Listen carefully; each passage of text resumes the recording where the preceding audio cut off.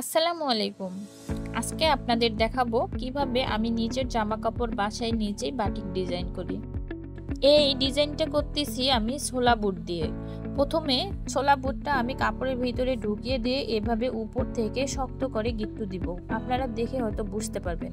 এভাবে দেখুন আমি পুরো কাপড়টা কমপ্লিট করছি। আপনি যতদূর ডিজাইন চান ততদূর এভাবে আপনি কাজ করে নিতে পারবেন। পাশাপাশি আমি আরও কিছু জামার ডিজাইন এভাবে করে নিলাম। এখানে হাতা আলাদা করে নিলাম এবং কামিজের ডিজাইনটা আলাদা করে নিলাম। এখানে আরেকটা কামিজের ডিজাইন দেখাচ্ছি আপনাদের। আসলে বাটিক হচ্ছে একটা শিল্প। আপনি মনের মাধুরী মিশিয়ে যেভাবেই ডিজাইন করতে চান না কেন সেভাবেই অনেক সুন্দর একটা ডিজাইন তৈরি হবে। বাটিকের জামাগুলো এত আরামদায়ক হয় এবং এত ডিজাইনার হয় যে দেখলেই অনেক ভালো লাগে। এখানে ডিজাইনটা দেখেন, একটু আপনারা দেখলেই বুঝতে পারবেন। বাটিকের কাজ করার সময় আমাদের একটা জিনিস খুব খেয়াল রাখতে হবে, যাতে বাঁধনটা অনেক শক্ত হয়, যাতে ভিতরের কাপড়ে আমাদের রং লেগে না যায়।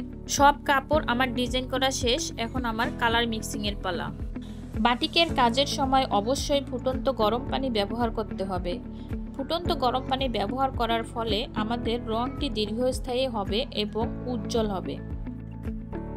এখানে আমি সবুজ কালার ব্যবহার করতেছি, কারণ আমার যে কাপড়গুলো আছে সবগুলো কাপড়েই উজ্জ্বল এবং সবগুলো কাপড়েই সবুজ কালারটা ফুটবে ভালো।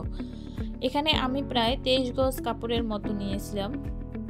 বাটিক করার পর সেগুলো রোদে শুকানোর পর দেখুন কত সুন্দর সুন্দর ডিজাইনে পরিণত হয়েছে।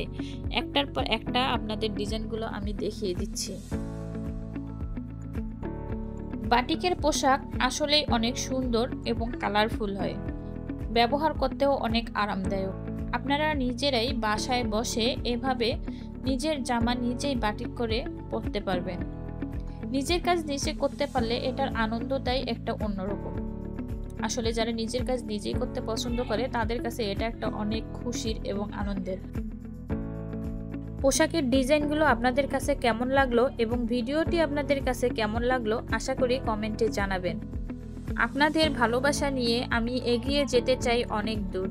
আমার জন্য আপনারা দোয়া করবেন এবং পরবর্তী ভিডিও দেখার জন্য সঙ্গেই থাকবেন।